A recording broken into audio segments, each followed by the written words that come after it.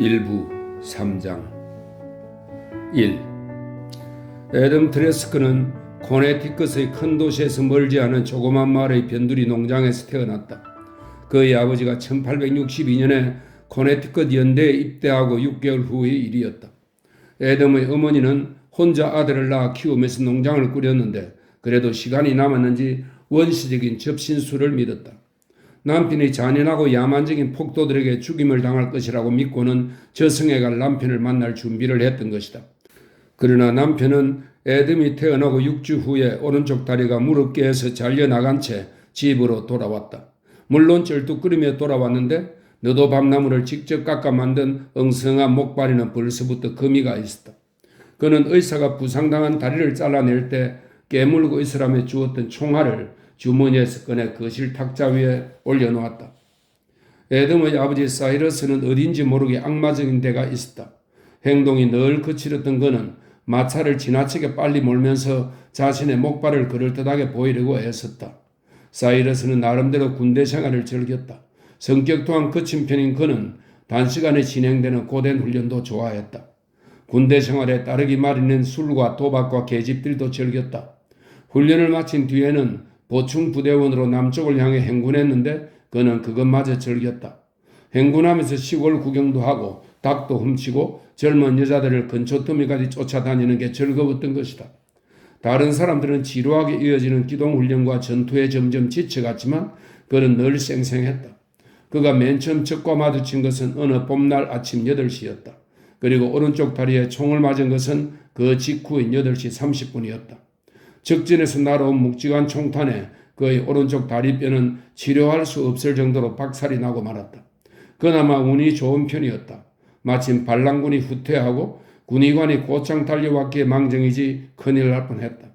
군의관은 그의 너들거리는 바지를 찢어내고 박살난 다리뼈를 통째로 잘라냈다.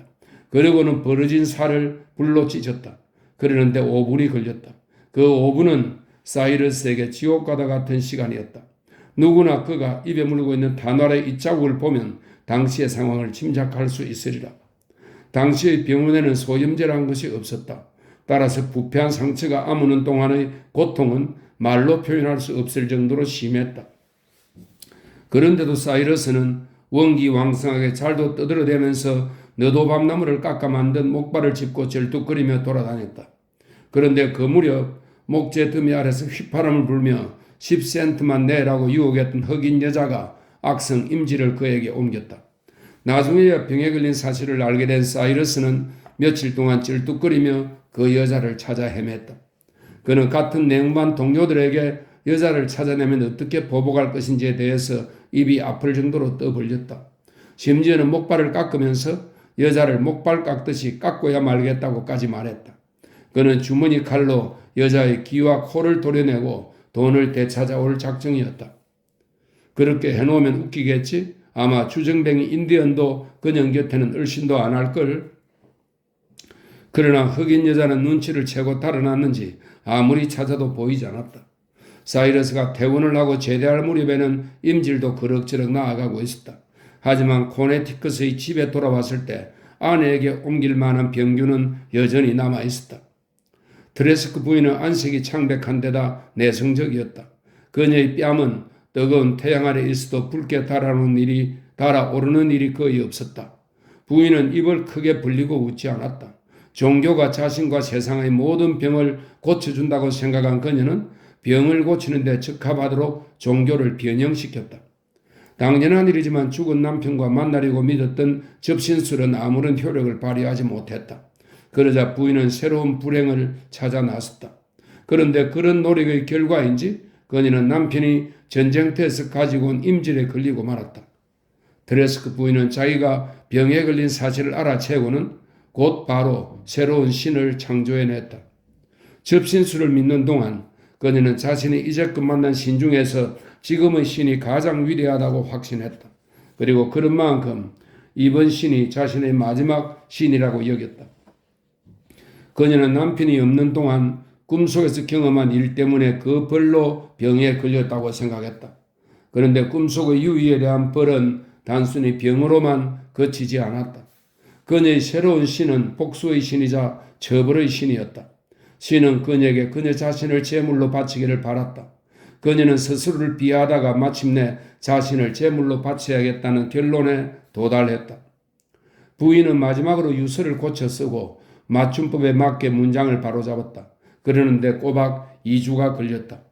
그녀는 유서에서 자기가 저지르지도 않은 죄를 고백했다.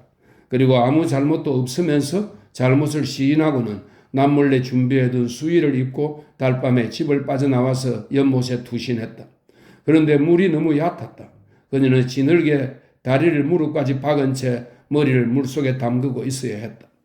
그렇게 하는 데는 강한 의지력이 필요했다.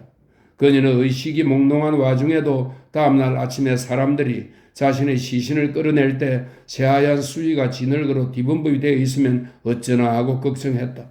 그녀의 걱정은 그대로 현실이 되었다. 사이러스는 고향인 메인주로 돌아가는 길에 잠깐 들른 3명의 군대 친구와 함께 술 한 통을 놓고 아내의 장례를 치렀다. 쓸쓸한 장례식이었다.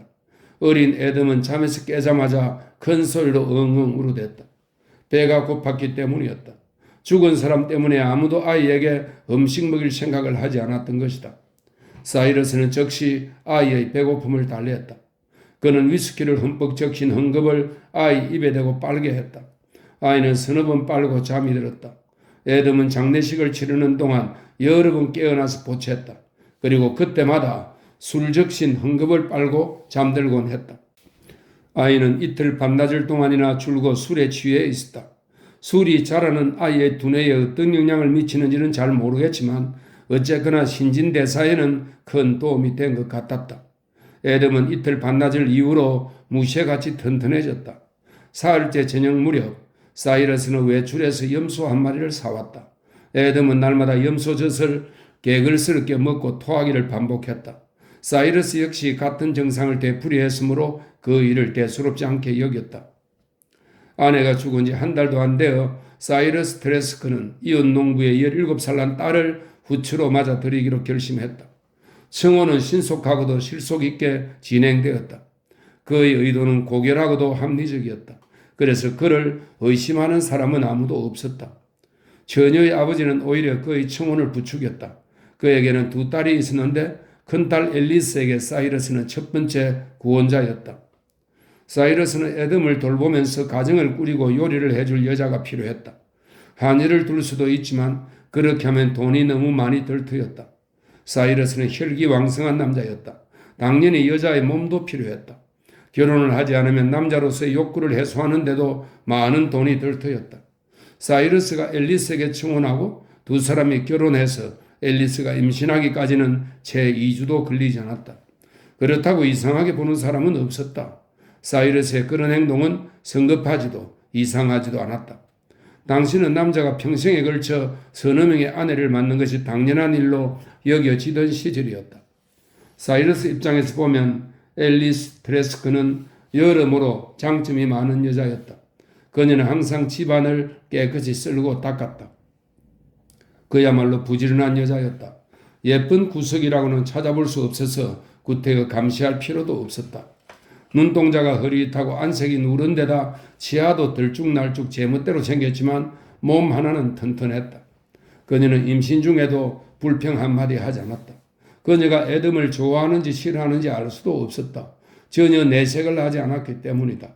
그녀에게 무언가 물어보는 사람도 없었지만 그녀는 묻지 않는 말에는 입도 번긋하지 않았다. 사이러스는 그 점을 아내가 가진 최고의 미덕이라고 생각했다. 그녀는 지나치다 싶을 정도로 이렇다 저렇다 말이 없었다. 남편이 이야기를 하는 동안에도 듣는 둥 마는 둥 바쁘게 움직이며 집안 일만 했다. 앨리스 트레스크가 젊고 경험이 없으며 과묵하다는 사실은 사이러스에게 보물과도 같은 것이었다. 그는 이웃 사람들과 마찬가지로 농장을 꾸리는 한편 제향 군인회에 가입해 새로운 일을 벌여나갔다. 사이러스는 변해 있었다. 그를 거칠고 난폭하게 만들었던 과거의 경력이 지금은 그를 사려 깊은 사람으로 바꾸어 놓았다. 이제 그의 군복무 기간과 군대 생활을 아는 사람은 국방부의 관리들 밖에 없었다. 그가 짚고 다니는 목발은 군복무 경력을 증명하는 물건이자 다시는 군대에 가지 않아도 된다는 징표였다. 처음에 그는 머뭇거리며 앨리스에게 군대 이야기를 들려주기 시작했다. 그런데 이야기를 하다 보니 갈수록 말솜씨가 늘고 참전한 전투의 규모도 거대해져 갔다. 그는 처음엔 자기가 거짓말을 하고 있다는 걸 알았다. 그런데 나중에는 그 거짓말을 모두 사실로 믿게 되었다. 입대 전까지만 해도 그는 전쟁에 대해서 아는 것도 없었고 관심도 없었다. 그러던 그가 전쟁에 관한 책이라면 모조리 사들였다. 게다가 뉴욕의 신문을 구독하며 기사를 샅샅이 읽고 지도도 열심히 들여다보았다. 그 결과 예전에는 지리나 전투에 대해 전혀 아는 것이 없었는데 지금은 그 방면에 일가견을 갖게 되었다. 그는 부대의 전투, 이동, 작전을 비롯하여 부대에 속한 연대장, 주둔지까지 훤히 꿰찼다. 그리고 그런 모든 이야기를 줄기차게 늘어놓았는데 그렇게 하다 보니 자신이 정말로 그 부대의 전투에 참가한 것처럼 착각하기에 이르렀던 것이다. 그의 거짓말은 나날이 거창해졌다. 애덤과 그 이복 동생이 자라서 소년이 되는 동안에도 그의 거짓말은 계속되었다. 애덤과 동생 찰스는 아버지가 거짓말을 늘어놓을 때마다 존경의 눈빛으로 조용히 앉아서 경청했다. 사이러스는 장군들의 사고방식과 작전 계획에 대해서 말했다. 그리고 그들이 어떤 부분에서 실수를 저질렀으며 어떻게 했어야 옳았는지에 대해서 설명했다. 그는 그랜트 장군과 맥클레런 장군에게 그들의 실수를 지적하면서 자신이 파악한 상황 분석을 받아들여 달라고 건의했다고 했다. 그들은 번번이 그의 충고를 무시하고 넘어갔는데 나중에서야 그가 옳았음이 판명되었다는 것이다. 그 많은 이야기 중에 사이러스가 언급하지 않고 그냥 넘어간 게 하나 있었다. 어쩌면 그 부분은 입 밖에 내지 않는 게 현명한 일이었는지도 모른다. 그는 자신의 계급을 졸병 이상으로 진급시키지 않았다. 늘 이등병 트레스코로 시작해 이등병 트레스코로 끝났다. 그의 이야기를 듣고 있노라면 그는 마치 역사적인 전투에는 빠짐없이 참전한 신출기모라는 사병이었다. 그렇게 인식을 시키려다 보니 같은 시기에 네 군데의 전투에서 싸웠다고 말해야 할 때도 있었다. 그런데 그는 직감적으로 서로 밀접하게 연관된 사건들은 이야기하지 않았다. 앨리스와 아이들은 이등병인 그의 모습을 떠올리며 자랑스러워했다. 그는 대규모의 중요한 작전에는 빠짐없이 참전했을 뿐만 아니라 참모회의에 자유롭게 드나들면서 장군들의 결정에 동의하거나 반대하는 사람이었다. 링컨의 죽음으로 사이러스는 깊은 슬픔에 빠졌다. 그는 링컨의 사망 소식을 맨 처음 접했을 때의 기분을 잊지 않고 있었다. 그래서 그 일을 이야기하거나 들을 때마다 눈물을 훔쳤다. 결국 그 자신은 단 한 차례도 언급한 적이 없지만 이등병 사이러스 트레스크는 링컨 대통령에 가장 가까운 그리고 가장 다정하며 믿음직스러운 친구였다는 인상을 주었다. 링컨 대통령은 군에 대해서 정확하게 알고 싶을 때면 금빛 술을 주렁주렁 단 허수아비들이 아니라 이등병 트레스크를 부르다가 물었다는 것이다. 사이러스는 직접 말을 하지 않고도 어떤 사실을 교묘히 암시하는 데 도사였다. 그래서 어느 누구도 그에게 거짓말을 한다고 시비를 걸지 않았다. 그의 머릿속은 온통 거짓말로 가득 차서 진실을 말할 때도 은근히 거짓말 같은 냄새를 풍겼다. 그는 일찍부터 전쟁 수행에 대한 편지와 기사를 쓰기 시작했는데 그의 결론은 지적이면서도 설득력이 있었다. 사이러스의 군사적 안목은 단연 뛰어났다. 과거의 전쟁이나 현재의 군대 조직에 관한 그의 비평은 칼날처럼 예리했다.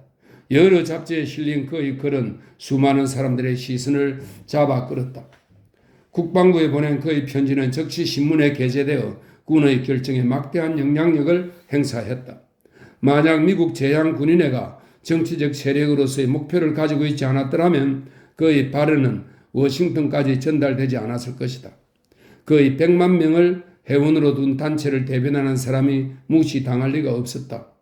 사이러스 트레스크는 군사문의 문제에 관한 한 그 단체의 대변인이 되어 있었던 것이다. 그래서 그는 군조직, 장교의 임명, 병력, 장비 문제에 관한 자문역을 맡게 되었다.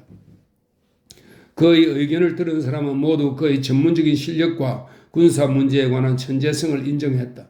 무엇보다도 그는 국민에게 결속력과 영향력을 행사하는 제향군인의 조직을 책임지는 인사들 가운데 한 사람이 되었다. 그는 군인회의 여러 직책을 맡아 무보수로 일하다가 유급 간사가 되어 여생을 보냈다. 또한 각종 회의와 집회에 참석하고 군 주둔지를 둘러보며 전국을 두루 여행했다. 이 정도면 그의 공적인 생활에 대한 설명이 충분할 것 같다. 그의 사생활은 새로운 직업에 따라 달라졌다. 열정적인 그는 집과 농장을 군대식으로 편성했다. 가게를 꾸리는 일에 대해서도 꼬박꼬박 보고서를 요구해서 받았다. 말수가 적은 앨리스로서는 보고서를 쓰는 편이 훨씬 편했을 것이다. 그녀는 아이들을 키우고 집안 청소와 빨래를 하느라 이만저만 바쁜 게 아니었다. 보고서에 그런 내용을 쓰지 않았지만 그녀는 늘 힘을 아껴두어야 했다. 갑자기 기운이 빠져 다시 기운을 차릴 때까지 한참이나 주저앉아 있어야 할 때가 많았다. 게다가 밤에는 온몸이 땀으로 흠뻑 젖었다. 몸을 지치게 만드는 심한 기침만으로도 폐결핵에 걸린 걸 알 수 있었다. 그녀는 자기가 얼마나 더 살 수 있을지 알 수 없었다. 물론 얼마나 더 살지 장담할 수 없는 병으로 계속 야위에 가면서도 몇 년씩 버티는 사람들도 있기는 하다. 그녀는 남편에게 병세에 대해 말할 엄두가 나지 않았다. 남편은 병을 치료할 때 벌칙 비슷한 방법을 썼다. 이를테면 배앓이를 할 때는 심한 설사를 하게 했는데 그렇게 하고도 살아남는 것이 다행스러울 정도였다. 아마 그녀가 폐결핵에 걸린 사실을 알게 되면 사이러스는 죽기 전에 생사람을 잡을 치료법을 썼을 것이다. 남편이 날이 갈수록 군대식으로 변해갔기 때문에 그녀도 은연중에 군인으로서 살아남는 기술을 터득했다. 그래서 절대 남의 눈에 띄지 않게 처신했고 남이 말을 걸기 전에는 먼저 입을 열지 않았다. 또 꼭 해야 할 일 외에는 하지 않았고 무슨 일이나 주제넘게 나서지 않았다. 말하자면 가장 하급졸병인 이등병이 된 셈이었다. 그렇게 하는 편이 한결 속 편했다. 앨리스는 언제나 다른 사람의 눈에 띄지 않도록 뒤쪽에 물러나 있었다. 실제로 군대식으로 다루어진 것은 어린 자식들이었다. 사이러스는 군대가 완벽하지는 않더라도 남자에게 군인만큼 명예로운 직업은 없다고 굳게 믿었다. 그는 다리 때문에 영원한 군인으로 남지 못하게 된 걸 한탄한 만큼이나 아이들만은 반드시 군인이 될 것이라고 확신했다. 그는 남자라면 자신처럼 사병부터 시작해야 한다고 생각했다. 그는 지식은 지도나 교본을 통한 교육이 아니라 체험을 통해 얻어지는 것이라고 믿었다. 그렇기 때문에 아이들은 그런 말을 시작할 때부터 군사훈련을 받았다. 초등학교 입학하기 전까지 숨쉬는 것만큼이나 자연스럽게 그러나 는드리가 날 만큼 지겹도록 훈련을 받았던 것이다. 그는 장단을 맞추듯 막대기로 목발을 두드리며 훈련을 시켰다. 어떤 때는 어깨를 튼튼하게 만든다며 돌을 가득 채운 배낭을 짊어지게 하고 몇 킬로미터씩 행군하도록 했다. 그리고 그것도 모자라 집 뒤의 숲에서 사격 훈련을 시켰다. 2. 아이가 난생 처음으로 어른의 정체를 알게 되면 그러니까 어른들이란 신처럼 완벽하게 지혜롭지도 않고 늘 판단이 현명한 것도 아니며 모든 생각이 진실하지도 않을 뿐만 아니라 그들이 내리는 결정 또한 반드시 공정하지만은 않다는 사실을 깨닫게 되면 그 아이의 세계는 돌연한 공포와 슬픔에 적고 만다. 마음속의 신들이 사라지면서 평안도 흩어져 버린다. 단 한 가지 확실한 것은 신의 존재에 대한 확신이 조금 옅어지는 정도가 아니라 아예 자취를 감추거나 진흙탕 속으로 깊숙이 가라앉아 버린다는 점이다. 그렇게 되면 신의 존재에 대한 믿음을 다시 갖기까지는 긴 세월이 필요하고 그런 만큼 힘겨울 수밖에 없다. 또 믿음을 갖게 된다고 해도 그 농도가 예전만큼 진하지도 않다. 그저 그 과정이 고통스러울 뿐이다. 에덤 역시 그렇게 아버지의 정체를 깨달았다. 아버지한테 변화가 생긴 게 아니라 에덤에게 새로운 자질이 생겨났던 것이다. 보통 사람이면 모두 그렇겠지만 그는 항상 아버지의 반복적인 훈련을 혐오했다. 하지만 그 훈련은 정당하고 진지하며 홍역처럼 불가피한 것이었다. 따라서 혐오는 할 수 있어도 거부하거나 악담을 퍼부을 수는 없었다. 그런데 그는 어느 날 문득 아버지의 방식은 이 세상의 어떤 것과도 비교할 수 없는 단지 아버지하고만 관계된 것임을 깨닫게 되었다. 그런 기술과 훈련은 자식들을 훌륭하게 키우기 위한 것이 아니었다. 그것은 단지 자기 자신을 위대한 인물로 만들기 위해서 고안된 것일 뿐이었다. 에돔은 아버지가 위대하거나 의지력이 강한 사람이 아니라 실은 자기 무리보다 훨씬 큰 군모를 쓴 편협한 소인배에 지나지 않는다고 생각했다. 그가 어떻게 이런 생각을 하게 되었을까? 아버지의 눈빛을 보고 알았을까? 우연히 거짓말하는 걸 눈치챘을까? 아니면 머뭇거리는 태도를 보고 감을 잡았을까? 어쨌든 이후로 아이의 신은 산산이 부서져 버리고 말았다. 에돔은 언제나 순종적인 아이였다. 그의 마음속에는 폭력과 다툼과 집안의 감도는 무서운 침묵의 긴장감을 피하려는 무엇이 도사리고 있었다. 사람마다 폭력적인 내면이 있는데도 그는 폭력과의 대면을 피함으로써 자신이 바라는 평온을 유지했다. 그런데 그렇게 하기 위해서는 남의 눈에 잘 띄지 않는 비밀스러운 장소에 숨어 있어야 했다. 그는 베일리에서 나름대로 풍요로운 삶을 누렸다. 그러나 그 같은 방법은 외부의 공격을 완전히 차단하지는 못한 채 간신히 상처만 면하게 해줄 뿐이었다. 한 살 아래인 이복 동생 찰스는 아버지의 독선적인 성격을 그대로 물려받고 자랐다. 그는 타고난 운동선수인데다 본능적으로 기회를 잘 포착하고 이용하여 남을 이기는 투쟁가의 기질을 가지고 있었다. 세상에서 성공하려면 그런 기질이 필요할 터였다. 찰스는 늘 에돔을 이겼다. 솜씨든 힘이든 재치든 무엇에서나 형을 손쉽게 물리쳤다. 그는 어려서부터 형과의 경쟁에 흥미를 잃었기 때문에 다른 아이들과 경쟁했다. 그러는 동안 두 소년 사이에는 정 비슷한 것이 싹 텄는데 그것은 형제 간의 우애라기보다는 온누이 간의 애정에 더 가까웠다. 찰스는 에돔에게 떼들거나 그를 못살게 구는 아이가 있으면 상대가 누구든 상관없이 싸워서 이겼다. 그런데다 아버지가 에돔을 심하게 다루면 거짓말로 둘러대거나 자기가 꾸중을 들으면서까지 감쌌다. 이를테면 그는 눈먼 강아지나 갓난아이에게서 느낄 수 있는 무력감에 대한 연민의 정을 자기 형에게서 느꼈던 것이다. 에돔은 다친 머릿속에서부터 이어진 기다란 동굴과도 같은 어두운 눈을 통하여 자기 세계의 사람들을 바라보았다. 그는 처음엔 아버지를 외다리의 괴팍한 인물로 여겼다. 그런데 점차 자신을 더 왜소하다고 느껴지게 하고 자신이 더 어리석다는 것을 깨닫게 하는 존재로 보기 시작했다. 그러다 마침내 자신이 믿었던 신이 몰락한 후에는 타고난 경찰관으로 보았다. 에돔에게 있어서 아버지는 피하거나 속일 수는 있어도 절대로 도전해서는 안 되는 경찰관이었다. 한편 에돔의 긴 동굴과도 같은 어두운 눈을 통해 바라본 찰스는 자기와 인종이 다른 빛나는 존재였다. 찰스는 천부적인 근육과 골격, 속도와 민첩성을 갖추고 천천히 좌우를 살피며 위협적으로 다가오는 윤기나는 검은 표범처럼 날카로운 존재여서 자기 따위와는 비교도 할 수 없는 상대였다. 에돔은 동생에게 속마음을 털어놓을 엄두조차 내지 못했다. 그것은 마치 아름다운 나무나 하늘을 나는 꿩에게 어두운 동굴과 같은 눈 뒤에 숨은 갈망이나 우울한 꿈과 계획, 은밀한 즐거움을 이야기하는 것이나 다름없었다. 에돔은 큼지막한 다이아몬드를 애지중지하는 여인처럼 찰스를 좋아했다. 그리고 다이아몬드의 광채에 빠져서 그 가치에만 몰입한 채 편안한 생활을 누리는 여인처럼 동생에게 의지했다. 하지만 그것은 사랑이라든가 매혹, 공감 같은 관념의 세계와는 동떨어진 것이었다. 에돔은 앨리스 트레스크에 대해서는 강한 수치심 같은 감정을 느꼈으나 그것을 마음속에 숨기고 있었다. 그녀가 친어머니가 아니라는 사실은 다른 사람들한테 여러 차례 들어서 익히 알고 있었다. 직접 듣지는 않았지만 사람들의 이야기 속에서 은연중에 감지되는 느낌을 통해서 자기에게도 한때 어머니가 있었다는 사실을 알게 되었던 것이다. 친어머니는 수치스러운 일을 저질렀는데 닭을 잃어버리고 숲속에서 찾아 헤매다 결국 놓치고 말았다는 이야기도 들은 적이 있었다. 에돔은 그런 일 때문에 어머니가 세상 밖으로 사라진 모양이라고 생각했다. 그는 가끔씩 어머니의 죄를 알기만 한다면 자신도 같은 죄를 저질러 세상에서 사라져버리겠다는 생각을 하곤 했다. 앨리스는 두 아들을 동등하게 대했다. 그녀는 음식을 먹이고 몸을 씻겨주는 것 외의 일은 모두 남편에게 맡겼다.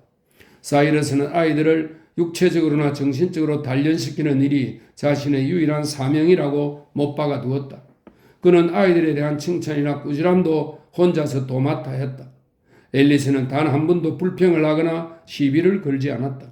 큰 소리로 웃거나 운 적도 없었다. 늘 입을 꽉 다문 채 속마음을 감추고 자기 주장을 내세우지 않았다. 에덤이 아주 어렸을 때 살그머니 부엌에 들어간 적이 있었다. 앨리스는 에덤을 보지 못했다. 그녀는 양말을 끼우면서 조용히 미소를 짓고 있었다. 에덤은 앨리스 몰래 집을 빠져나와서 숲속으로 향했다. 그는 그만이 알고 있는 나무 그루터기 뒤의 은신처로 갔다. 그러고는 몸을 가릴 만한 나무 뿌리 사이의 움푹한 곳에 깊숙이 자리를 잡고 앉았다. 에덤은 벌거벗은 어머니의 몸을 보기나 한 것처럼 큰 충격을 받았다. 그는 목구멍이 막힌 듯 가쁘게 숨을 몰아쉬었다. 마치 어머니가 벌거벗은 채 미소를 짓고 있었던 것처럼 느껴졌기 때문이다. 앨리스가 어떻게 그토록 부정한 모습을 보이고 있었는지 아무리 생각해도 의아하기만 했다. 그녀를 향한 뜨거운 연정 같은 것이 아픔으로 변해 그의 가슴을 조였다. 그런 감정의 정체가 무엇인지는 정확히 모르지만 오랫동안 갈망해온 애정 표현, 따뜻한 젖가슴, 포근한 무릎, 사랑과 동정이 깃든 부드러운 목소리, 걱정하는 마음 같은 것들이 격정에 휩싸인 그의 가슴 속에 속속 스며 있었다. 하지만 이제껏 그런 것들을 모르고 살아온 그가 어떻게 그 모든 것들을 열망할 수 있단 말인가? 어쩌면 그가 그런 생각을 하는 것은 어떤 어두운 그림자가 얼굴을 덮어버려서 시야를 가렸기 때문인지도 모를 일이었다. 에덤은 다시 한번 그 광경을 떠올려 보았다. 앨리스의 두 눈은 여전히 미소를 짓고 있었다. 굴절된 빛이 한쪽 눈이면 몰라도 두 눈을 다 그렇게 만들 수는 없을 터였다. 언제나 그렇듯 언덕에 올라가서 바위처럼 꼼짝 않고 누워있던 어느 날 에덤은 넓고 외로운 들쥐가 양지 쪽으로 새끼들을 데리고 나오는 모습을 보았다. 그는 그때 느꼈던 기분을 상기하며 앨리스에게 갔다. 그리고는 곁눈으로 그녀를 훔쳐보았다. 역시 조금 전의 광경은 착각이 아니었다. 그녀는 혼자 있을 때 혹은 혼자라고 생각할 때 한가로운 마음으로 정운을 거닐듯 미소를 지었다. 그러고는 들쥐가 새끼들을 굴 속으로 다시 몰아넣듯 순식간에 미소를 감추었다. 그 모습은 정말 놀라웠다. 에덤은 그 같은 보물을 어두운 동굴 깊숙이 감추어 두었지만 무엇으로든 자신이 느끼는 기쁨에 대한 보답을 하고 싶었다. 앨리스는 그 무렵 바느질 바구니나 헌 지갑, 베개 및 등에서 두 송이의 황갈색 페랭이 꽃, 쥐바퀴의 꽁지 깃, 초록색의 복납 반토막, 훔친 손수건 같은 물건들을 발견하기 시작했다. 뜻밖의 선물들을 발견할 때마다 그녀는 놀란 표정을 지었다가 이내 미소를 지었다. 그리고 금세 미소를 거두어 버렸다. 그것은 마치 송어 한 마리가 칼날처럼 연못을 가로지르다가 갑자기 모습을 감추어 버리는 것과도 같았다. 앨리스는 에덤에게 그런 깃들에 대해 단 한 번도 묻거나 말하지 않았다. 밤이 되면 앨리스의 기침이 더욱 심해졌다. 사이러스는 기침 소리가 귀에 거슬리자 그녀를 다른 방에서 자도록 했다. 그렇게 하지 않으면 한숨도 못 잘 것 같았기 때문이다. 그러나 그는 걸핏하면 한 손으로 벽을 짚고 외발로 껑충껑충 뛰어서 그녀의 방을 찾아가곤 했다. 아이들은 삐걱거리는 소리로 사이러스가 앨리스의 침대로 뛰어올랐다가 내려오는 걸 알아챘다. 에덤은 자라면서 한 가지 일을 두려워했다. 그것은 어느 날 꼼짝없이 붙잡혀 군대에 끌려가는 일이었다. 그의 아버지는 그런 날이 꼭 오리라는 사실을 그가 잊지 않도록 일깨워 주었다. 진짜 사나이가 되기 위해서는 군대 생활을 해야 한다는 말도 입버릇처럼 되뇌었다. 찰스는 눈 깜짝할 사이에 어른이 되었다. 겨우 15살인데도 타인에게 위협을 줄 정도로 사내다운 모습을 갖추고 있었다. 그때 에덤의 나이는 16이었다. 3. 세월이 흐를수록 두 소년의 우애는 더욱 두터워졌다. 형에 대한 찰스의 감정에는 경멸도 있었다. 하지만 그것은 어디까지나 형을 보호하려는 차원의 경멸이었다. 어느 날 저녁 두 소년은 마당에서 그들에게는 새로운 놀이인 자치기를 하고 있었다. 끝이 뾰족한 작은 막대기를 땅바닥에 놓고 긴 막대기로 한쪽 끝을 쳐서 공중으로 올린 뒤 다시 쳐서 되도록 멀리 보내는 놀이였다. 에덤은 그 놀이에 서툴렀다. 하지만 어쩌다 조준을 잘해서 제때 막대기를 쳐올려 동생을 이기는 적도 있었다. 그날 저녁 그는 막대기를 4번씩이나 찰스보다 더 멀리 쳐서 보냈다. 그런 경험은 처음이라서 에돔은 흥분할 대로 흥분했다. 그래서일까? 늘 그랬던 것처럼 그는 동생의 기분을 살피지 못했다. 에돔이 5번째 친 막대기는 벌처럼 윙윙거리는 소리를 내면서 멀리 들판까지 날아갔다. 에돔은 신이 나서 찰스를 바라보았다. 순간 가슴이 얼어붙는 것 같았다. 찰스의 얼굴에는 정오의 빛이 서려 있었다. 우연히 이렇게 된 거야. 다시 치면 안 될걸? 에돔이 더듬거리며 말했다. 찰스는 작은 막대기를 땅바닥에 놓고 쳐서는 그것이 튀어오른 순간 긴 막대기를 힘껏 휘둘렀다. 하지만 허치고 말았다. 찰스는 형언하기 어려운 싸늘한 눈빛으로 천천히 에돔 쪽으로 걸어왔다. 에돔은 급에 질려 뒤로 주춤주춤 물러났다. 동생이 더 동작이 날세기 때문에 뒤돌아서 도망칠 수도 없었다. 에돔은 계속 설금설금 뒷걸음질을 쳤다. 그의 눈은 급에 질렸고 목구멍은 바삭바삭 타들어갔다. 이었고 찰스가 바짝 다가와서는 막대기로 에돔의 얼굴을 후려쳤다. 에돔은 피가 철철 흘러내리는 코를 감싸쥐었다. 찰스가 막대기로 갈비뼈 위를 내지르자 한동안 숨을 쉴 수가 없었던 에돔은 이내 머리를 한 대 맞고는 땅바닥에 쓰러졌다. 에돔이 의식을 잃고 땅바닥에 쓰러져 있는 동안 찰스는 그의 배를 힘껏 걷어찼다. 그러고는 어디론가 사라져버렸다. 에돔은 한참 뒤에야 정신을 차렸다. 가슴이 아파서 숨도 쉬기 힘들었다. 그는 길을 쓰고 일어나 앉으려고 했지만 너무나 고통스러워 다시금 쓰러졌다. 그때 바깥을 내다보는 앨리스의 모습이 보였다. 그녀의 표정에는 이전에는 볼 수 없었던 무언가가 담겨 있었다. 정확히 무엇라고 말할 수는 없지만 부드럽거나 연약한 표정은 아니었다. 언뜻 보기에 정오의 시선으로 바라보는 것 같았다. 앨리스는 에돔이 자신을 바라보고 있는 걸 알아채고는 커튼을 내리고 집 안으로 사라져 버렸다. 에돔이 간신히 일어나 몸을 웅크린 채 부엌으로 들어가 보니 따뜻한 물과 깨끗한 수건이 준비되어 있었다. 이었고 방에서 계모의 기침 소리가 들려왔다.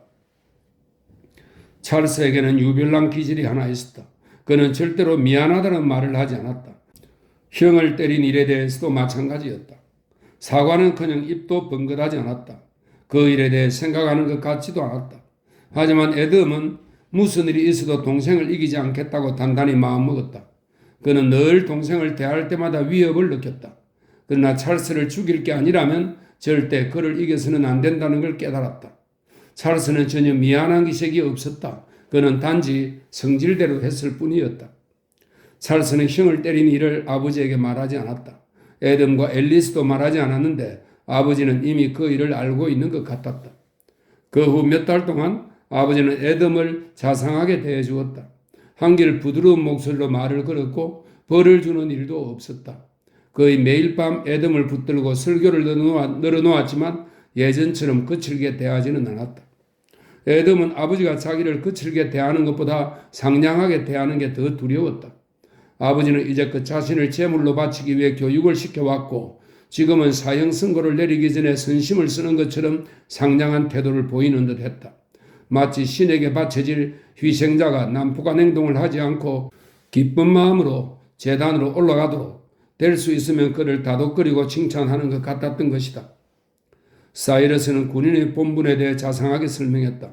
경험이 아닌 조사와 연구를 통해서 얻은 것이라고는 해도 그 방면에 정통한 아버지는 정확한 지식을 갖고 있었다. 그는 군인의 비장한 위험에 대해서도 들려주었다.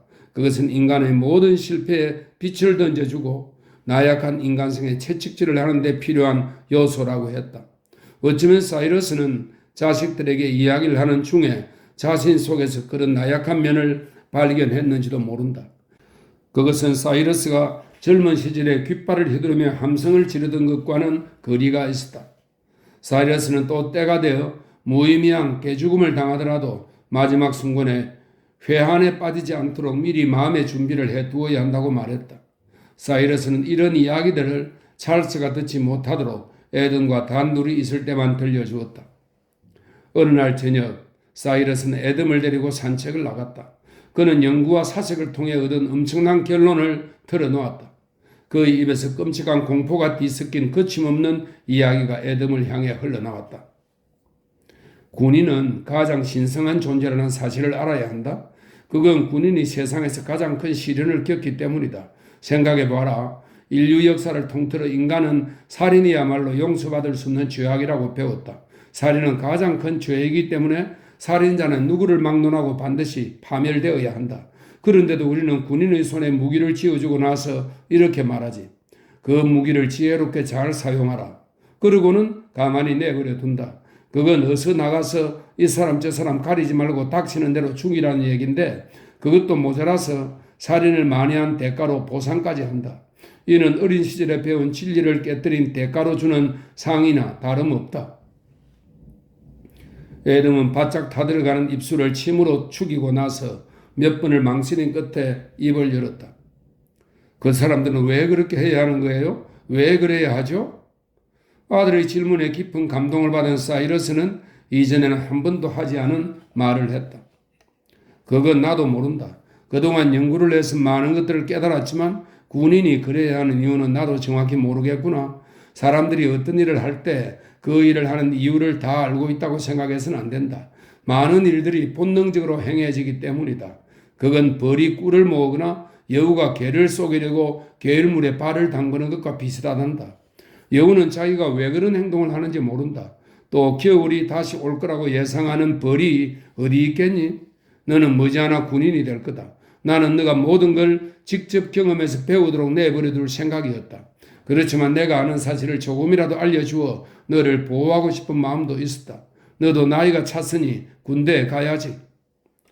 가고 싶지 않아요. 에돔이 재빨리 대꾸했다.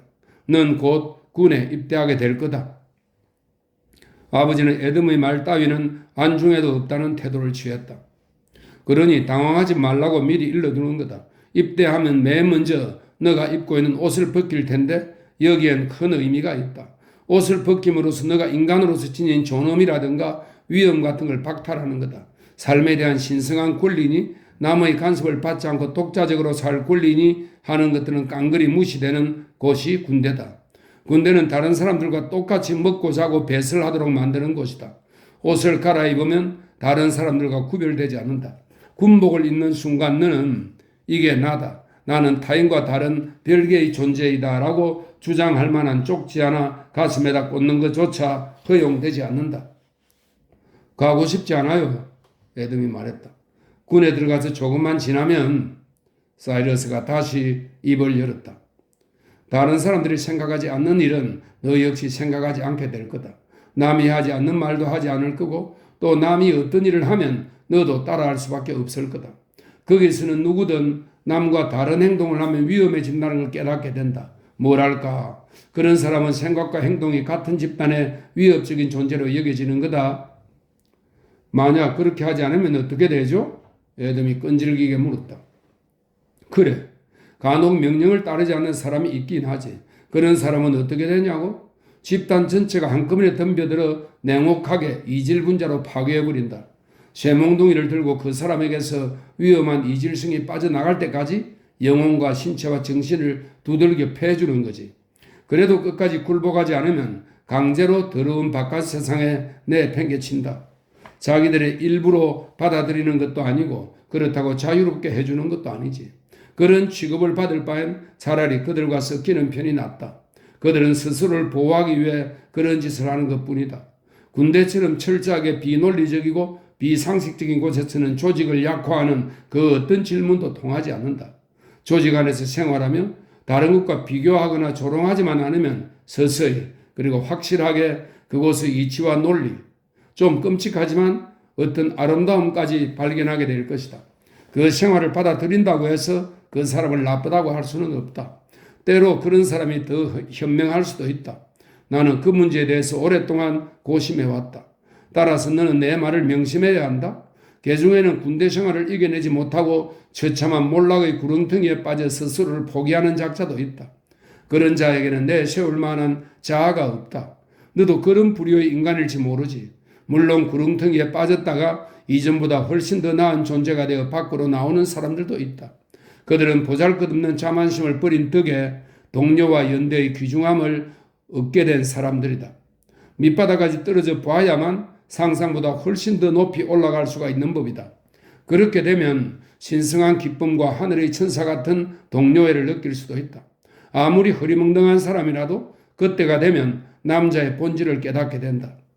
그건 밑바닥까지 떨어지지 않고서는 절대 이룰 수 없는 일이다. 그들은 다시 집으로 발걸음을 옮겼다.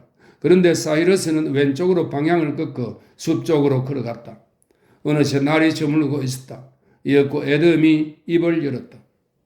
저기 나무 그루터기 보이시죠? 가끔 저 나무 뿌리 사이에 숨곤 했어요. 아버지한테 야단을 맞거나 우울해지면 늘 저곳에 들어가 있었죠. 어디 한번 가보자. 사이러스가 말했다. 그는 에돔이 안내한 장소에 가서 뿌리 사이에 구멍을 물끄러미 바라보았다. 그러다가 조용히 입을 열었다. 오래전부터 알고 있었다. 너가 한참 동안 보이지 않으면 이런 곳에 숨어 있을 거라고 생각했지. 그래서 너가 있을 만한 곳을 찾았던 거다. 이것 봐라. 땅이 다져져 있고 풀도 밟혀 있지 않니?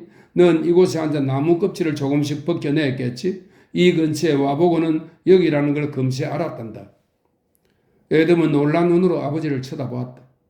아버지는 한 번도 저를 찾으러 이곳에 오신 적이 없었잖아요?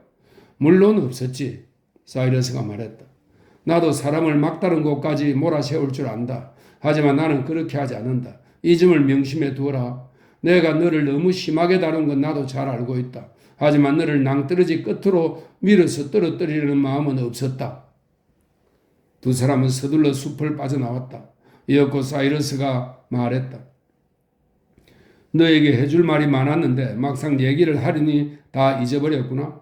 군인은 몇 가지를 얻기 위해 많은 걸 포기해야 한단다. 사람은 태어나면서부터 그때그때 주어진 환경에 따라 그리고 법률과 규칙과 권리에 따라서 자신의 생명을 보호하는 법을 터득하게 된다. 그건 본능으로 모든 것들이 이를 뒷받침해 준단다. 아이가 자라서 군인이 되면 그 본능을 어기는 법을 배워야 한다. 미치지 않고 냉정하게 자기 목숨을 버리는 법을 배워야 하는 거지. 그렇게 할 수 있다면 너 무엇보다도 값진 선물을 받게 될 거다. 물론 끝내 그걸 배우지 못하는 사람도 들어있다. 그러니 잘 들으라 얘야. 사이러스는 진지하게 말했다. 대부분의 사람들은 무엇 때문에 두려워하는지도 모르면서 두려움을 느낀다. 막연하게 이름도 정체도 없는 그림자, 불안, 위험 때문에 두려워할 수도 있다. 형체도 없는 죽음에 대한 공포로 두려워할 수도 있고 말이다. 그러나 막상 총탄이나 칼, 화살, 창 등 그 무엇에 의해 죽든지 허상이 아닌 실제의 죽음에 맞닥뜨리게 되면 두려워할 필요가 없어진단다. 최소한 예전의 자기와는 똑같지 않게 되는 거지. 남과 완전히 달라져서 남이 무섭다고 울어도 아무렇지도 않게 된다. 이 정도면 굉장한 보상이지 않니? 더러운 진창에 박힌 유일한 숨길이라 해도 될 거다. 그나저나 이제 날이 꽤 어두워졌구나. 지금까지 내가 한 말을 잘 새겨두어라. 내일 밤에 단둘이서 얘기하자꾸나. 그런데 아버지, 에돔이 말했다. 찰스에게는 왜 말씀해 주시지 않죠? 찰스도 입대할 거잖아요. 물론 찰스는 나보다 훨씬 더 잘할 테지만요. 찰스는 입대하지 않는다. 그 애는 군대에 갈 필요가 없어. 사이러스가 말했다. 찰스는 훌륭한 군인이 될 거예요. 겉으로는 그렇게 보이지만 속은 그렇지 않아. 찰스는 겁이 없어서 용기가 무엇인지에 대해서는 배우지 못할 거다. 그 애는 자기 이외의 것에 대해서는 아무것도 모르기 때문에 내가 너에게 설명해 주려는 걸 깨닫지 못할 게 분명해. 찰스를 군에 집어넣는 건 묶어두어야 할 걸 풀어놓는 것과 같다. 그래서 그 애는 군대에 보내지 않을 생각이다. 사이러스의 말에 에돔이 불만스러운 표정을 지었다. 아버지는 찰스에게 벌도 주시지 않고 제 멋대로 살게 내버려 두었어요. 늘 그 애를 두둔하고 그 애가 싫어하는 일은 시키지도 않더니 이제는 군대에도 안 보내겠다고 말씀하시는군요. 에돔은 갑자기 하던 말을 멈추었다. 그는 자기 말에 아버지가 노해서 주먹질이라도 할까봐 두려웠다. 그러나 사이러스는 아무 말도 하지 않았다. 그는 힘없이 고개를 늘어뜨려 턱을 가슴에 파묻고 숲을 빠져나왔다. 목발이 땅바닥에 부딪혀 소리를 낼 때마다 그의 엉덩이가 오르락내리락 했다. 그가 발을 앞으로 내디딜 차례가 되면 목발은 반원을 그리며 흔들렸다. 주위가 완전히 어두워졌다. 열린 부엌문을 통해서 노란 불빛이 새어나왔다. 앨리스는 그들이 오는지 알아보려고 문간에 나와 있다가 발소리를 듣고는 재빨리 부엌으로 들어갔다. 부엌 문 앞에 도착한 사이러스는 걸음을 멈추고 고개를 들었다. 에돔, 어디 있니? 여기 바로 뒤에요. 아까 내게 질문을 했었지? 지금 대답해 주마. 이 대답이 좋을 수도 있고 나쁠 수도 있지만 말이다. 애덤, 넌 영리하지 못해. 자신이 원하는 게 무엇인지조차 모를 정도로. 게다가 사나운 구석도 없어서 누가 짓밟고 지나가도 잠잡고 있지. 가끔씩 너가 개만도 못한 급쟁이라는 생각이 들 때도 있다. 이 정도면 너희 질문에 대한 답이 되었니? 난 너를 더 사랑한단다. 늘 그랬어. 너에게 이런 말을 해서는 안 되겠지만 사실이야. 난 이 세상에 어느 누구보다도 너를 사랑한다. 그런데 너의 기분을 상하게 만들 일을 내가 할 리 있겠니? 이제 그따위 소리는 집어치우고 가서 저녁이나 먹어라. 내일 밤에 다시 얘기해 주마. 다리가 아프구나. 4. 저녁 식사 중에는 아무도 입을 열지 않았다. 수프를 마시는 소리와 음식을 씹는 소리만이 정적을 깼다. 사이러스는 손을 휘휘 내저 등유 램프 위를 맴도는 나방들을 쫓았다. 애덤은 찰스가 몰래 자신을 쏘아보고 있다는 생각이 들었다. 그는 고개를 들었다. 순간 반짝이는 앨리스의 눈과 마주쳤다. 식사를 마친 애덤이 의자를 뒤로 밀치며 말했다. 산책이나 좀 하고 올게요. 찰스가 따라 일었었다. 나도 같이 갈게. 앨리스와 사이러스는 밖으로 나가는 형제를 지켜보았다. 좀처럼 입을 열지 않은 앨리스가 초조한 목소리로 물었다. 무슨 말을 한 거예요? 아무 말도 안 했어. 그 애를 군대에 보낼 거예요. 그래. 그 애도 알고 있어요? 사이러스는 열린 문을 통해 멍하니 어둠 속을 응시했다. 그럼 알고 있지. 그 애는 입대를 원하지 않아요. 그 애를 위해서도 옳은 일이 아닌 것 같아요? 그런 건 중요하지 않아. 사이러스는 목소리를 높여 같은 말을 되풀이했다. 그런 건 중요하지 않아. 그러니 입 다물고 있어. 당신과는 상관없는 일이야? 두 사람은 한참 동안 말을 하지 않았다. 이윽고 사이러스가 누그러진 목소리로 말했다. 그 애는 당신의 친자식도 아니잖아. 앨리스는 아무 대꾸도 하지 않았다. 형제는 마차 바퀴 자국이 난 어두컴컴한 길을 따라서 걸었다. 멀리 마을에서 희미한 불빛들이 깜빡거렸다. 저기 술집에 무슨 구경거리라도 있는지 들어가 볼까? 찰스가 물었다. 저런 곳에 들어갈 생각은 없어. 애덤이 대답했다. 그럼 뭐하러 이 밤중에 여기까지 걸어온 거야? 따라올 필요가 없는데 뭐하러 따라왔어? 애덤의 말에 찰스가 바싹 다가와서 물었다. 오늘 낮에 아버지가 나한테 뭔가 말했지? 둘이서 걸어가는 걸 봤어. 아버지가 뭘 했지? 늘 하던 얘기야. 군대 얘기. 내가 보기엔 그 얘기가 아닌 것 같은데? 찰스가 의심스러운 말투로 말했다. 아버지는 형에게 바싹 붙어 있어서 뭔가 의논을 하는 것처럼 말이야. 결코 가벼운 얘기를 하는 것 같지는 않았다고. 별 얘기 안 했어. 애덤은 간신히 그렇게 대답했다. 두려움 때문에 가슴이 답답했다. 그는 목구멍으로 올라온 두려움을 삼키려는 듯 숨을 깊이 들이마셨다. 아버지가 무슨 얘기를 했지? 찰스가 집요하게 물고 늘어졌다. 군대와 군인의 생활에 관한 얘기를 했어. 형 말은 못 믿겠어. 거짓말 그만해. 대충 둘러대어 피할 생각이야? 정말 아무 일도 아니야. 찰스의 말투가 거칠어지기 시작했다. 형의 미친 엄마는 물에 빠져 자살했어. 형은 그 여자를 닮았을 거야. 뻔하지 뭐. 애덤은 가슴을 짓누르는 두려움을 털어내려고 조용히 숨을 내쉬었다. 그러고는 입을 꼭 다물었다. 찰스가 소리쳤다. 형 혼자 아버지를 독차지하려는 거지? 대체 무슨 속셈이야? 뭘 어떻게 할 작정인데? 아무 일도 아니라니까? 애덤이 말했다. 찰스는 불쩍 뛰어 앞을 가로막았기 때문에 애덤은 걸음을 멈추었다. 두 사람의 가슴이 거의 맞닿아 있었다.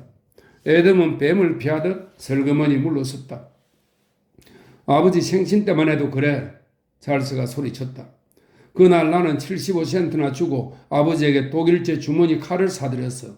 칼날 세 개에 병따개가 달려있고 손잡이엔 진주가 박힌 물건이었지. 그런데 그 칼은 어디에 있지? 형은 아버지가 한 번이라도 그 칼을 쓰는 거 봤어? 혹시 형한테 그걸 준 거 아니야? 나는 아버지가 그 칼을 숫돌에 가는 걸 한 번도 못 봤어. 혹시 그 칼이 형 호주머니에 들어가 있는 게 아니냐고. 그걸 받고 아버지가 뭐라고 한 줄 알아? 고맙다는 말 한마디 뿐이었어. 75센트나 들여서 진주가 박힌 손잡이가 달린 독일제 주머니 칼을 사들였는데 고작 그 한마디 뿐이었다고. 찰스의 목소리에서 분노가 느껴지자 애덤은 점점 더 겁이 났다. 금방이라도 무슨 일이 벌어질 것만 같았다. 앞을 가로막는 방해물을 즉시 박살내 치워버리는 동생의 모습을 수없이 보아온 에돔이었다. 찰스는 처음에 몹시 화를 냈다가 냉정해지면서 마지막에 가서는 침착해졌다. 그러면서 무표정한 눈빛에 할 수 없는 미소를 띠고는 속삭이듯이 말하곤 했다. 그쯤 되면 그의 표정에는 차갑고 무서운 살기가 서렸고 주먹은 정확하고 날쌔게 움직였다. 에돔은 목구멍이 바싹 타들어가는 것을 느끼며 침을 삼켰다. 무슨 말을 해야 할지 도무지 생각이 나지 않았다. 찰스는 일단 화가 나면 무슨 말을 해도 듣지 않았다. 그는 에돔 앞에 땅딸막하고 커다란 검은 형체가 되어 서 있었다. 아직 몸을 낮춘 것은 아니었다. 별빛을 받아 번들거리는 그의 입술에 아직 미소는 번지지 않고 있었다. 찰스의 목소리는 분노로 떨렸다. 형은 아버지 생신에 뭘 해줬지? 내가 안 보는 줄 알았어? 형은 70센트 아니 50센트라도 썼어? 기껏해야 숲속을 헤매는 잡종 강아지나 주워서 드렸잖아. 형은 바보같이 웃으면서 그 강아지가 크면 새 잡는 사냥개가 될 거라고 했어. 거기에는 아버지 방에서 잠을 자곤 하지. 아버지는 책을 읽으면서도 그놈을 어루만지더군. 게다가 훈련까지 시키고 있잖아. 그런데 내가 들은 주머니 칼은 어디 있지? 내겐 고맙다는 말뿐이었어. 그 한마디 뿐이었다고. 어느새 찰스의 목소리는 속삭임으로 바뀌었다. 어느 순간 그가 자세를 낮추었다. 에돔은 절망에 빠져서 뒷걸음질을 치며 양손을 들어 얼굴을 가렸다. 찰스는 양쪽 발을 땅에 고정한 채 정확하게 움직였다. 주먹 하나가 날쌔게 움직이며 거리를 가늠하더니 순식간에 에돔의 배를 가격했다. 에돔이 손을 내려 배를 움켜쥔 사이에 찰스는 그의 머리를 연달아 4번 후려쳤다. 에돔은 콧배가 으스러지는 듯한 통증을 느꼈다. 그가 다시 양손을 들어 얼굴을 가리자 이번에는 가슴팍으로 주먹이 날아왔다. 에돔은 사형수가 당혹스럽고 절망적인 눈빛으로 집행자를 바라보듯이 동생을 바라보았다. 충격에 휩싸인 에돔은 팔을 허우적거렸지만 그것은 힘도 방향도 없는 헛된 몸짓이었다. 그는 찰스가 가볍게 몸을 숙이는 틈을 타 힘없는 팔로 그의 목을 끌어안았다. 거친 주먹으로 배를 얻어맞아 속이 메스꺼웠지만 그래도 동생에게 매달렸다. 시간이 너무 더디게 흘러갔다. 에돔은 찰스가 옆으로 움직이며 자신의 다리를 억지로 벌려놓는 것을 느꼈다. 순간 찰스의 다리가 무릎에 스치는가 싶더니 눈앞에서 번개불 같은 것이 번쩍이며 아랫돌에서 온몸으로 고통이 번졌다. 에돔은 힘없이 팔을 늘어뜨리고는 몸을 웅크린 채 토악질을 했다. 그동안에도 찰스의 주먹질은 계속되었다. 에돔은 정수리와 뺨과 눈을 연달아 맞았다. 입술이 찢어져 너덜거렸지만 피부가 두꺼운 고무가 된 것처럼 아무 감각이 없었다. 에돔은 의식이 몽롱한 가운데 다리가 왜 뒤틀리지 않는지, 자기가 왜 쓰러지지 않는지, 왜 의식을 잃지 않는지 의아해했다. 찰스의 주먹은 끊임없이 날아왔다. 찰스는 큰 망치를 휘두르는 사람처럼 숨을 거칠게 몰아쉬었다. 에돔은 찢어진 눈의 상처에서 흘러내리는 핏물 사이로 거무스레한 윤곽을 보았다. 무표정한 눈과 젖은 입술 위로 떠오른 희미한 미소도 보았다. 그러는 사이 눈앞이 번쩍했다가 다시 캄캄해졌다. 찰스는 에돔을 내려다보면서 지친 개처럼 숨을 헐떡거렸다. 그러다 아픈 듯 손마디를 주무르고는 뒤돌아서서 건물 안으로 들어갔다. 에돔은 곧 정신을 차렸고 문득 두려움을 느꼈다. 그의 마음은 고통의 안개 속을 헤매고 있었다. 몸이 무거워서 한 걸음도 움직일 수 없었다. 통증 때문에 무척 고통스러웠다. 그러나 상처의 아픔을 느끼는 것도 잠시였다. 길 쪽에서 민첩한 발소리가 들려왔다. 쥐가 본능적으로 그러듯 두려움과 긴장감이 그의 몸을 덮쳤다. 에돔은 무릎으로 기어서 물이 빠진 길가의 도랑을 따라 천천히 나아갔다. 도랑에는 2뼘가량의 물이 남아있고 양쪽으로 키 큰 잡초들이 우거져 있었다. 에돔은 소리가 나지 않도록 조용히 기어갔다. 발소리는 가까워졌다가 다시금 멀어져 갔다. 에돔이 숨어있는 곳에서는 칠흑 같은 어둠밖에 보이지 않았다. 이윽고 성냥불이 켜졌다. 파란 유황 불꽃이 성냥의 나무 부분에 옮겨 붙는 사이 기괴하게 일그러진 동생의 얼굴이 보였다. 찰스는 성냥불을 쳐들고 주위를 두리번거렸다. 그의 오른손에는 손도끼가 쥐어져 있었다. 성냥불이 꺼지자 주위는 더욱 어두워졌다. 찰스는 천천히 움직이며 불이 꺼질 때마다 다시 성냥을 그어댔다. 그리고 길에서 인기척이 나는지 살피고는 도끼를 멀리 벌판 쪽으로 던져버렸다.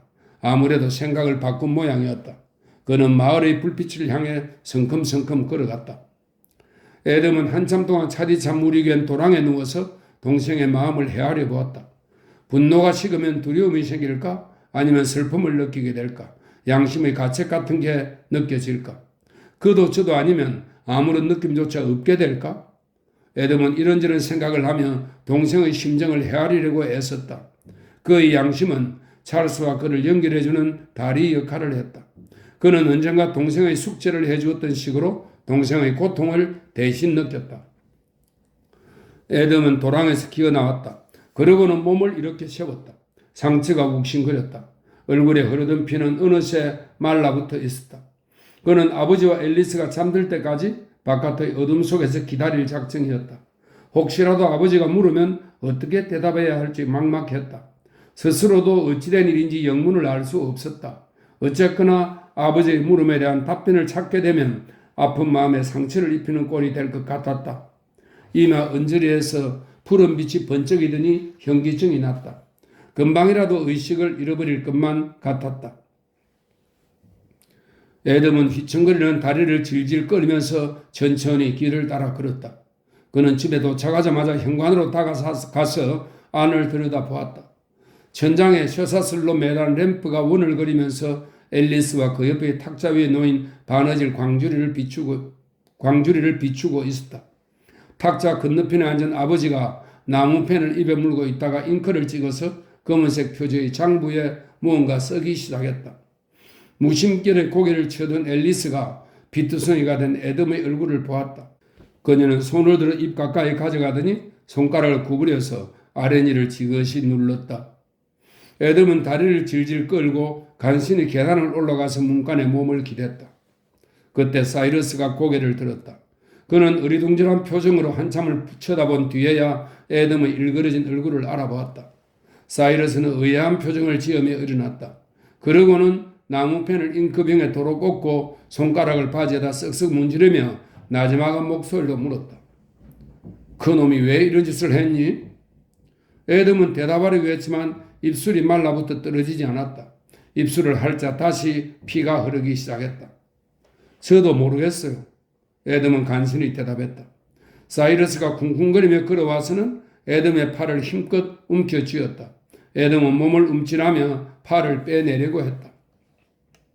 바른대로 말해. 그놈이 왜 이런 짓을 했지? 너희들 싸운 거냐? 아니요, 안 싸웠어요.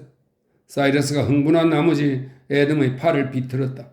어서 말해. 너희 대답을 꼭 들어야겠다. 어쩌자고 한사코 그놈을 감싸는 거야? 내가 모를 줄 알아? 내가 속아 넘어갈 줄 아느냐고? 당장 말해. 말하지 않으면 밤새 여기 세워놓을 테다. 애덤은 그제야 대답할 말이 생각났다. 찰스는 아버지가 자기를 싫어한다고 생각해요. 사이러스는 애덤의 팔을 풀어주고는 비틀거리며 의자로 돌아가 앉았다. 그는 잉크병에 들어있는 펜을 흔들어 달그락거리는 소리를 내더니 장부를 멍하니 내려다보았다. 앨리스, 애덤을 부축해서 침대에 눕혀 셔츠는 잘라서 벗기고 애가 씻도록 좀 도와줘. 사이러스는 다시 의자에서 일어나서는 옷이 걸려있는 한쪽 구석으로 갔다. 그러고는 옷 뒤에 숨겨둔 소총을 꺼내 총신을 꺾고 장전이 되어 있는지 확인한 다음 절뚝거리며 밖으로 나갔다. 앨리스는 그를 붙잡을 듯 허공을 향해 손을 휘저었다. 그러나 단념한 듯 힘없이 팔을 내렸다. 너희 방으로 들어가거라. 대야에 물을 받아서 갈 테니까. 앨리스가 말했다. 애덤은 침대에 누운 채 이불을 허리 위로 끌어당겼다. 앨리스가 따뜻한 물을 죽인 무명 수건으로 상처를 닦아주었다. 그녀는 한동안 아무 말이 없다가 애덤이 조금 전에 했던 말이 생각난 듯 벼랑간 입을 열었다. 그 애는 아버지가 자기를 사랑하지 않는다고 생각해. 하지만 너는 그 애를 사랑하지. 너는 늘 그래왔어. 애덤은 아무 말도 하지 않았다. 앨리스는 조용히 말을 이었다. 찰스는 묘한 애야. 너도 알다시피 거칠고 화를 잘 내지. 앨리스는 터져나온 기침 때문에 더 이상 말을 못하고 몸을 웅크렸다. 한바탕 기침을 하고 난 그녀의 상기된 얼굴은 무척이나 지쳐 보였다. 너가 그 애를 이해하거라. 그 애는 오래전부터 내게 조그만 선물들을 주었단다. 생각지도 못한 예쁜 물건들이었지. 직접 선물을 건네주지는 않고 내 눈에 띌 만한 곳에 슬그머니 감추어 두곤 했단다. 그러고는 시치미를 뚝 떼곤 했지. 아무튼 너가 그 애를 이해해야 한다. 앨리스는 미소를 지어 보였고 애덤은 눈을 감았다.